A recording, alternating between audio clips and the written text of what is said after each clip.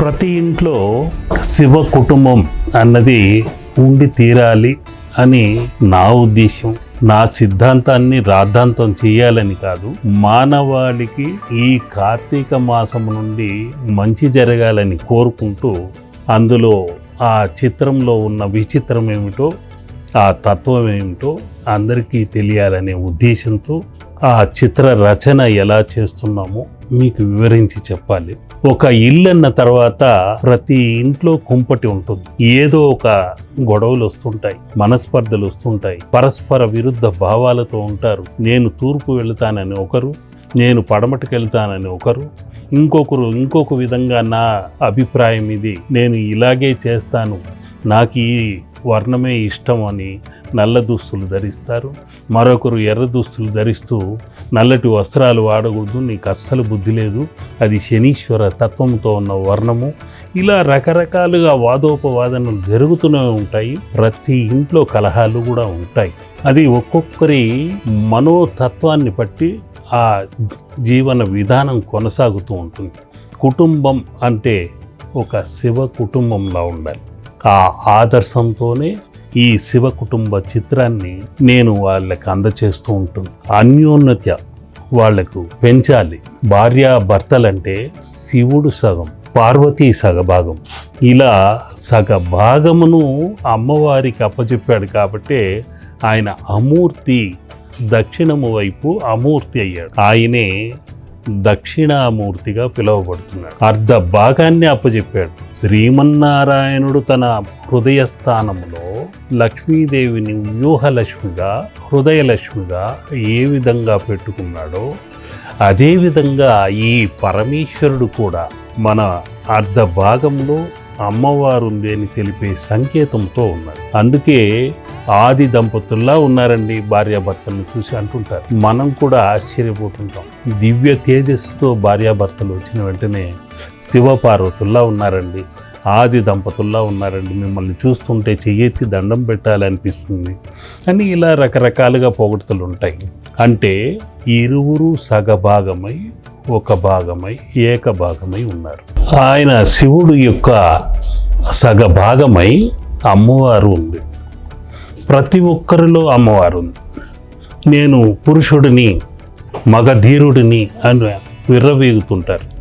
కానీ ఆ ప్రతి పురుషుడిలోనూ మగధీరుడిలోనూ సగభాగము అమ్మ అనే శక్తి ఉంటుంది. మనకేదైనా నొప్పి కలిగినప్పుడు, దెబ్బ తగిలినప్పుడు అమ్మ అని అరుస్తామనే కానీ అయ్యానో నాన్ననో కేక వేయం. అంతేకాకుండా మనకంటే చిన్నవారిని చూసినప్పుడు ఏమయ్యా అని ఇలా రెప్పలెగరేసి దర్పంగా పురుష అహంకారంతో మాట్లాడుతుంటాం. అది పురుషతత్వం. మనకంటే గొప్పవారిని చూసినప్పుడు కాస్త మెలికలు తిరుగుతూ నమస్కారం సార్ అని వంగి నమస్కారాలు చేస్తూ స్త్రీ తత్వముతో నలినంగా మాట్లాడుతాం, వినయంగా మాట్లాడుతుంటాం. ఆ స్త్రీ తత్వము అప్పుడు బయటపడుతుంది. ప్రతి ఒక్కరిలో అర్ధనారీశ్వర తత్వముతోనే పురుష స్త్రీ తత్వము ఉందన్నది మనం గుర్తుంచుకోవాలి. కొందరు అర్ధనారీశ్వర తత్వముతో తిరిగే వారిని, హిజ్రాలను చూసి హేళన చేస్తుంటారు. వారిలో కూడా శివశక్తుల తత్వము అత్యధికంగా ఉంటుంది. అది మనం గుర్తుపెట్టుకొని వారిని కించపరిచే ముందు ఆలోచనతో మాట్లాడాలి, ప్రవర్తించాలి. వెటకారాలతో హేళన చేయకూడదు. తోచినంత సహాయం, మనం ఎంతో వేల రూపాయలు ఖర్చు పెడుతుంటాం హోటల్కి వెళ్ళిపోయి, ఇంకేదో హంగామాలు చేస్తుంటాము.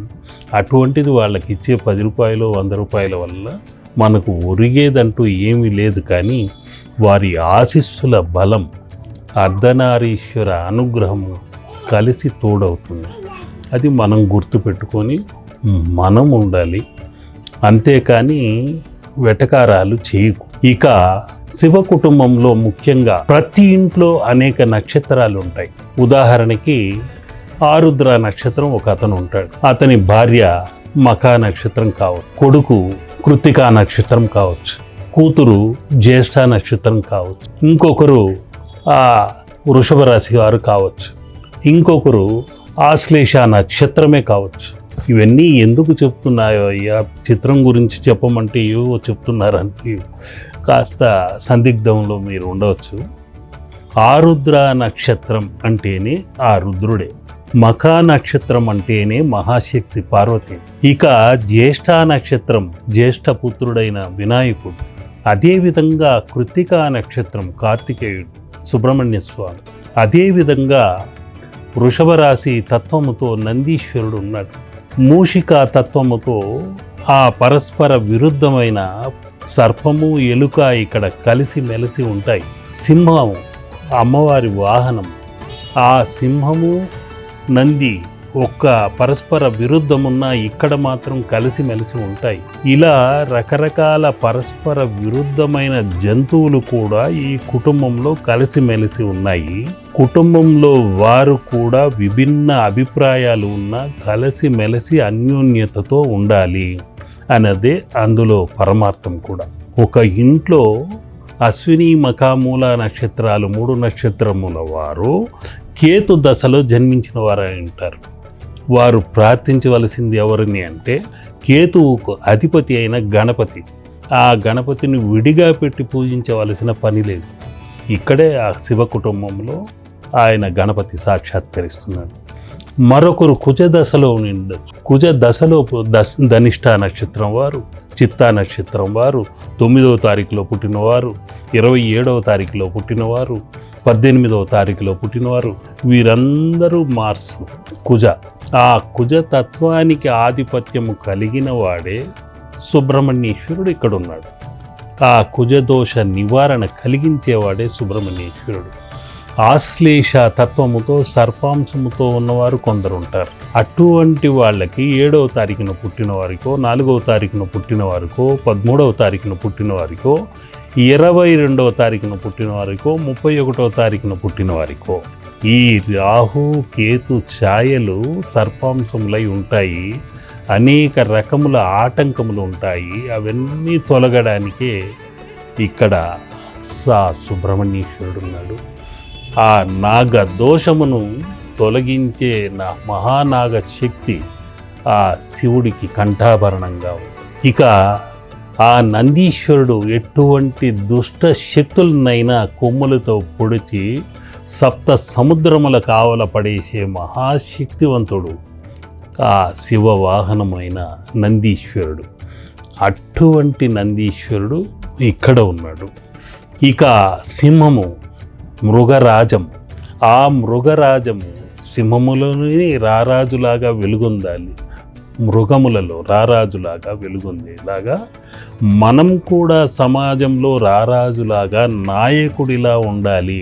అది వైజ్ఞానికంగా కావచ్చు, మరొక వ్యాపారపరంగా కావచ్చు, ఉద్యోగరీత్యా కావచ్చు, ఎక్కడైనా ముందంజ వేస్తూ ముందుకెళ్ళాలి అన్నదే అందులో పరమార్థం. ఇన్ని అర్థాలు పరమార్థాలు ఈ చిత్రంలో దాగి ఉన్నాయి.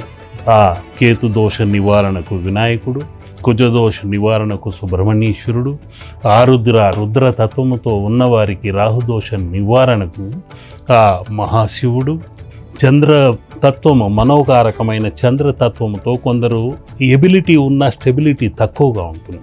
వారి మనోతత్వము చాలా సున్నితంగా ఉండి చిన్న విషయానికే విలవిల కొట్టుకుంటూ, ఏడ్చుకుంటూ, తన్నుకుంటూ, తిట్టుకుంటూ రకరకాలుగా ప్రవర్తిస్తుంటారు. ఒక అపరిచితురాలుగా మారిపోతుంటారు. అటువంటి వారికి మనోధైర్యం కలగాలి, మనోబలం కావాలి అంటే ఓం చంద్రశేఖరాయ నమః అనుకుంటూ ఆ చంద్రశిఖను ఆరాధించుకో. ఇక పార్వతీ మహాశక్తి ఆ అమ్మవారిని మనం ధ్యానించుకోవాలి. మూలాధారం నుండి సహస్రార చక్రం వరకు ఓం శ్రీమాత్రే శైలపుత్రి అయి నమః అని ఆ మూలాధార చక్రంలో తిష్ట వేసుకున్న ఆ శైలపుత్రిని వేడుకోవాలి. నాభి కింద ఉన్న స్థానము బ్రహ్మస్థానము. బ్రహ్మచారిణి అమ్మవారు స్వాధిష్టాన శక్తిగా ఉంది. అటువంటి శక్తిగా ఆ అమ్మవారిని వేడుకోవాలి. ఆ నాభి స్థానంలో ఉన్న అమ్మవారు ఆ మహాశక్తి ఆ చంద్రఘంటాదేవిగా ఉంది. ఈ హృదయ స్థానంలో అనాహత చక్రమై ఉన్న వెలుగుతో ఉన్న ఆ అనాహత చక్రమే కూష్మాండ శక్తిగా ఉంది. ఓం శ్రీమాత్రే కూష్మాండాదేవి నమః అంటూ ఆరాధించుకోవాలి. ఈ కంఠస్థానమునకు వచ్చి ఆ స్కందమాత అనే అమ్మవారు, ఆ స్కందమాతను ఆరాధించుకోవాలి. స్కంద అంటేనే శబ్ద విస్ఫోటనం, విచ్ఛిన్నం. ఆయన 3వ నేత్రం నుండి విచ్ఛిన్నమై పుట్టినవాడే స్కందుడు, సుబ్రహ్మణ్యేశ్వరుడు, ఆ కార్తికేయుడు. అటువంటి స్కందమాత స్థానము కంఠములోనే ఉంది కాబట్టి అక్కడ ఆరాధించుకోవాలి. ఇక ఆజ్ఞాచక్రముకు వచ్చినప్పుడు ఆ కాత్యాయిని దేవిని ఆరాధించుకోవాలి. అదేవిధంగా ఇక్కడ బ్రహ్మరంధ్రం ఉన్న చోట ఆ కాలరాత్రి దేవిని ఆరాధించుకోవాలి. స్టార్ గేట్ ప్రతి ఒక్కరికి పైనే ఉంటుంది. మనకు కనెక్ట్ అయ్యే కాస్మిక్ ఎనర్జీ కూడా ఇక్కడే. కాబట్టి ఆ కాలరాత్రిని ఆరాధించుకుంటూ ఓం మహాగౌరి అయి నమః అని ఆరాధించుకుంటూ ఓం సిద్ధిదాత్రి అయి నమః అని ఈ నవశక్తుల్ని ఆరాధన చేసుకునే తత్వమే ఆ మహాశక్తి తత్వం.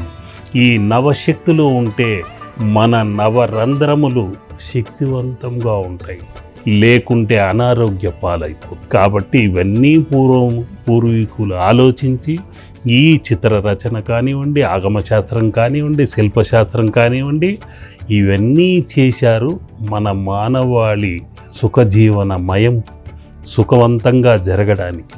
కాబట్టి ఓం నమశివాయ అనుకుంటూ ఆరాధన చేసుకోండి. ఈ నందీశ్వరుడు సింహము పరస్పర విరుద్ధమున్న కలిసిమెలిసి ఎలా ఉన్నారో మేము అలాగే ఉండాలి. ఈ మయూరము, ఈ ఇక్కడున్న సర్పము పరస్పర విరుద్ధమున్న కలిసిమెలిసి ఎలా ఉన్నారో అలా మనము కలిసి ఉండాలి. ఈ మూషికము, ఈ సర్పము పరస్పర విరుద్ధము ఉన్న కలిసిమెలిసి ఎలా ఉన్నాయో మనమందరం కలిసిమెలిసి ఉండాలి. ఒక కుటుంబం అన్న తర్వాత ఒక యూనిటీ, ఒక అన్యోన్యత కలగాలి అని కోరుకుంటూ మనం ప్రార్థన చేసుకోవాలి. అటువంటి ఆదర్శవంతమైన చిత్రమే ఈ శివ కుటుంబ చిత్రం. ఓం నమ శివాయ. శంభో శంకర. ఓం నమ శివాయ.